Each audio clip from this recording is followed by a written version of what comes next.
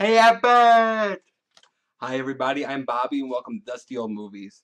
I don't remember my exact age when I first saw Abbott and Costello meet Frankenstein. It's just one of those movies I could always remember watching as a kid. I was really into monsters. I used to dress up as Dracula for Halloween. But when things got a little too spooky, I always had the silliness of Abbott and Costello to make me laugh. And it's still today the perfect combination of horror and comedy.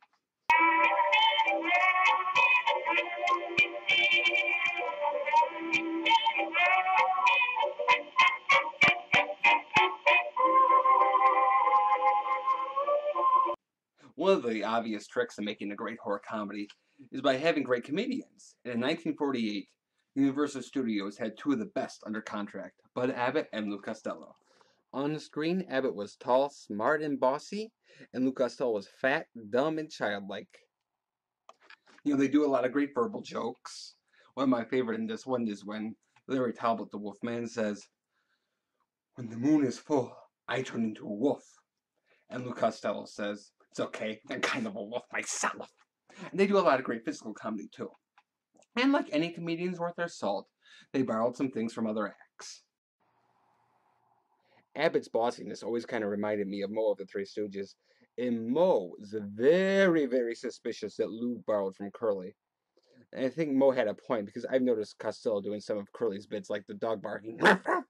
So I think Lou Costello was definitely an admirer of Curly's. And the other person that I know Costello was an admirer of was Charlie Chaplin. And Chaplin, of course, had that amazing gift to not only make us laugh, but to also make us cry. And I think the boys carry this torch. While they're not literally trying to make us cry, they do present their on-screen characters as more like real people than some of the other comedy teams, so that we can identify with their characters. And we could also genuinely believe that they're friends. And this allows us to not only laugh at them in the funny scenes, but fear for them when they go up against the monsters.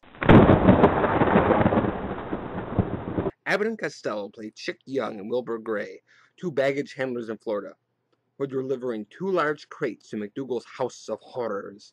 One crate contains the body of Count Dracula, being played by Bela Lugosi, the Hungarian actor who gave the iconic performance in the 1931 film. And in the other crate is the body of the Frankenstein monster, being played by Glenn Strange. And although Glenn Strange did not originate the role of the monster, he had played it in the past two movies, and was actually coached by Boris Karloff and helped play the character. Plus, he just has a great scary name. Dracula and the monster escape McDougal's House of Horrors and go to Dracula's Island Castle, where we learn that Dracula and Dr. Sandra Mornay, who is also Wilbur's girlfriend, plan on reviving the Frankenstein monster using Wilbur's brain, so that the monster will be such a big dope that he'll become Dracula's slave. Things get even hairier when Larry Talbot, aka the Wolfman, being played for the 5th time by Lon Chaney Jr., come to help Chick and Wilbur stop Dracula. And there's even a nifty little cameo by the Invisible Man, being played by Vincent Price, and Vincent had played the part in The Invisible Man Returns. There may be a few plot holes here and there, like why is the Wolfman chasing after Dracula?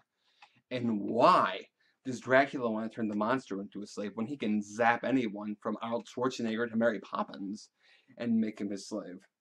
But the movie is so much fun that who knows and who cares? It's extremely well paced. Even the comedy scenes always feel like they're propelling the plot.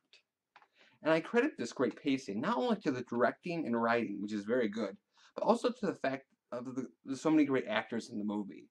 There's never a boring character on screen.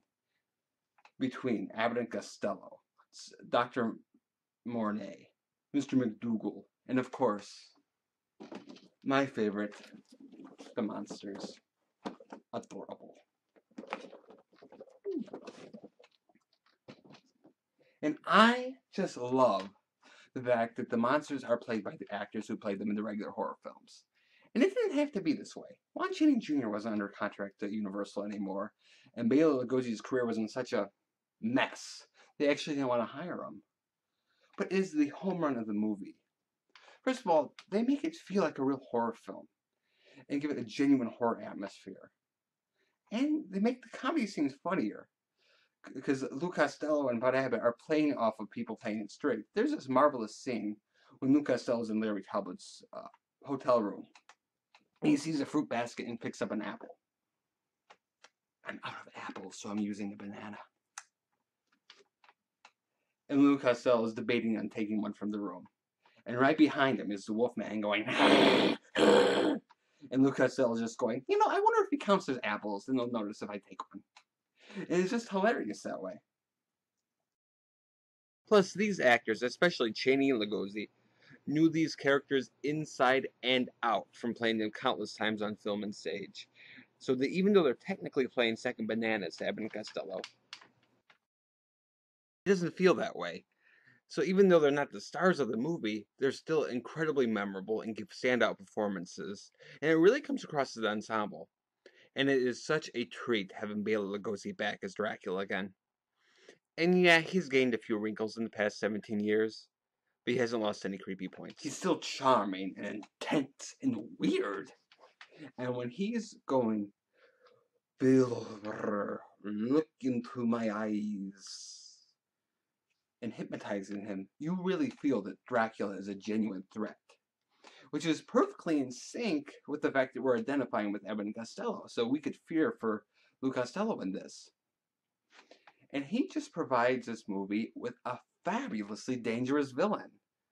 And between you and me, I think horror movies tend to have kind of dull heroes, and comedies tend to have boring villains, so here you really get the best of both worlds. The movie has just enough fun with the monsters, so that they still feel scary, but feel right at home in the world of Abbott and Costello too, such as by having an animated opening credit sequence. And occasionally giving the monsters a funny but true to character line, like when Dracula says, "Young people making the most of life while last." It's funny, but it's something you could totally believe Dracula's saying.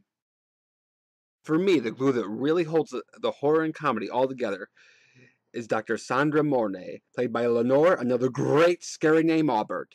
She's this noirish femme fatale, and she feels very organic to the 1940s world of Abbott and Costello, but she also has this air of mystery and spookiness about her too, so she fits perfectly well with the monsters. She also has great chemistry with Costello and Lugosi, and from a story point of view, and just from the tone of her acting, she really brings the two worlds together. Overall, this movie's a lot of fun. They had fun making it. A lot of the actors took their kids to the set, including Bela Lugosi.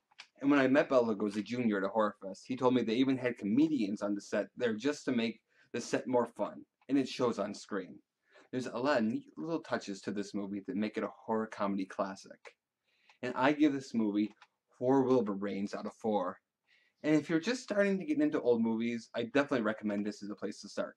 Thank you for watching Dusty Old Movies, and I'll see you next time, and have a groovy day.